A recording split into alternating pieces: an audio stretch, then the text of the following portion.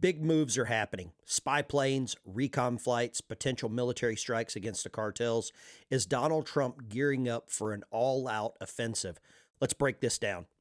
First and foremost, like, subscribe, hit the thumbs up on the channel. It really helps the algorithm. It helps this, conservative veteran on YouTube to get some legs because, probably not the most liked. But the big revelation, the big news that's coming out, and it's being shared everywhere.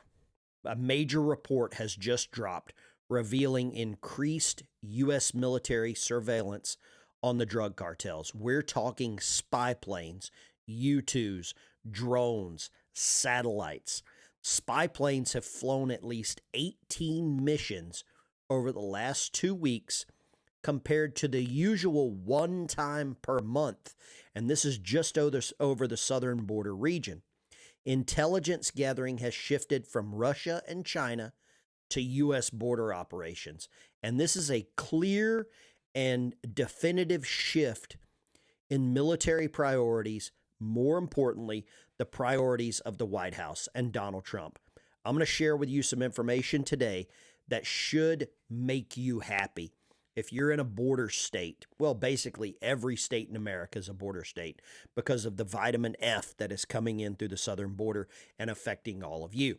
This is a tweet from Natasha Bertrand. She is assigned to the southern border with the cartel news coverage. The U.S. military has significantly increased its surveillance of Mexican drug cartels over the past 2 weeks. Sophisticated spy planes flying at least 18 missions over the southwestern U.S., the Baja Peninsula. The Pentagon has historically flown only one surveillance mission a month around the U.S.-Mexico border.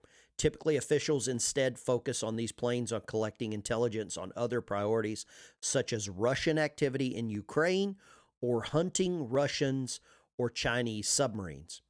We're seeing this shift. With the new regime, with the new president, the focus is here at home, America first. This goes a little further. Current and former U.S. officials see a clear effort to shift more responsibility for America's counter-narcotics missions to the military. Now, this article comes from CNN. I never thought I would see CNN actually covering anything to do with the invasion that's happening at the southern border. U.S. spy planes hunt for intel on Mexican drug cartels as surveillance flights surge near the border. This is going to blow you away that CNN's actually reporting on this. Check it out.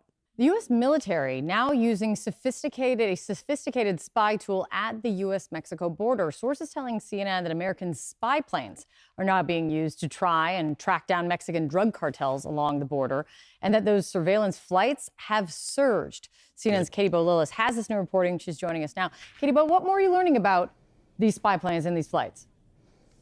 Yeah, Kate, let's talk about the scale of this ramp up here. Up until now, the U.S. military would fly maybe one surveillance flight a month along the U.S. southwestern border.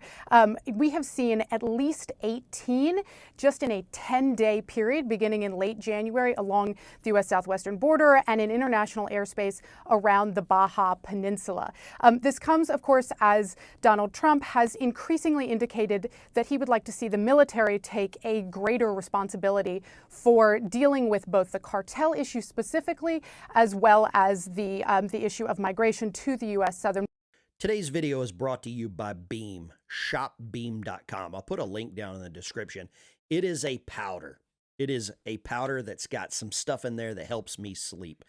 I sleep so well knowing that what's happening in the United States is occurring because of my vote and many of your votes. Shopbeam.com. Check them out. It's got all kinds of good ingredients in there. A little bit of CBD, a little bit of melatonin, a little bit of theanine, magnesium. You are going to sleep so good. I've been using this stuff for months. I bought this stuff before the company actually reached out to me to sponsor me on the channel. They got a couple of amazing flavors. I like the brownie. I love the brownie. It's like chocolate milk.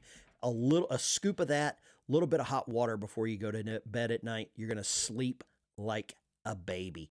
Guys, when we start using spy planes, when we start using U-2s, when we start with satellite coverage over the southern border, you know what is happening next. You know what is this is in preparations for. Border. But important to remember, Kate, here that the flight hours and the kind of planes being used here, these are finite resources. And up until now, the Pentagon has really prioritized using these planes to do things like collect intelligence on the war in Ukraine or hunt Russian or Chinese submarines, for example. So this ramp up really underscores the degree to which the Trump administration is willing to shift finite national security resources away from overseas threats and towards the southern. It's probably melting the minds of the Democrat Party or the liberal elite that we're seeing a focus on America. America first. Russia, Ukraine, figure it out. We'll have some diplomacy. Send Rubio. China, Taiwan, figure it out. We'll send Rubio. Okay, that's what's happening. And it's so damn nice to see that we're actually using our own military assets here at home. If I'm a member of the cartel, I'm worried. This major report that's dropping is going to unleash hell, havoc, fire and brimstone on the cartels. The intelligence gathering being shifted from Russia and China to the cartels emphasizes the importance that Donald Trump and the current administration is putting on the border. These missions, including U-2 spy planes, Navy P-8s, RC-135s, typically used for Russia-Chinese threats or submarine tracking, now shifting to the cartels. If I'm a cartel member, I'm looking for a new line of work. The Pentagon is being deliberately vague about mission scope, strategic ambiguity at play, but we know what's going to happen. This is gearing up for a potential military strike. Multiple news sources, people have messaged me, giving me information to be on the lookout, to be aware of what's coming. But these surveillance flights might be identifying targets for future strikes. I guarantee you the cartels use the same roads over and over and over. And just like Afghanistan, where there were tunnels, there are tunnels in the southern border. There are tunnels coming through. Could this be mapping out cartel leaders, their weapons depots, their manufacturing sites where they make all of these vitamins C and F and all the booger sugar? If Trump gives the order, and the options include drone strikes, which are quick, efficient, and devastating, and precise, special forces raids, we're talking Delta Force, SEAL Team 6 style missions, massive airstrikes, some C-130s, right? You know what kind of damage they can do. But the predictions that I've got for 2025, based on the intelligence that I'm seeing, based on the news that I'm seeing, and the gathering of Trump's forces that are being sent there, I would give this about an 80% chance of a U.S. strike on a cartel leader. And I think we go for a leader. You take out the leader, you make them an example. I believe this is likely to happen within the next 2 weeks, next 3 weeks at most, to really show the cartels who is in charge. And this message is fear us or face the consequences. I don't think Donald Trump is playing any games in 2025. I don't think he's playing any games in this term. He was almost taken out. He was almost removed. He was almost deleted. We all know what happened in Butler, Pennsylvania. And I don't believe Donald Trump is wasting any time that he has left in the White House or any time he has left here on earth to make America great again. And that is what he's doing. Previous video, you can go check it out. I'll put a link at the end of this video. Donald Trump, Secretary of Defense Pete Hegseth, renamed Fort Liberty to Fort Bragg. You talk about inspiring some military members, talk about inspiring some veterans to garner support for the current administration. Hundreds of thousands of U.S. Army soldiers have went through Fort Bragg. And to get the name back of that base, to remove all of the pronouns and these password policies that they had in place at the VA across the military, get rid of this woke ideology, that is what I voted for. I voted for a secure border.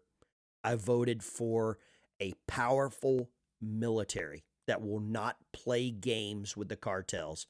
We're seeing it, guys. This is the Veteran Biker. Make sure you hit the like, subscribe, thumbs up button. Let's keep winning, guys. Let's keep winning.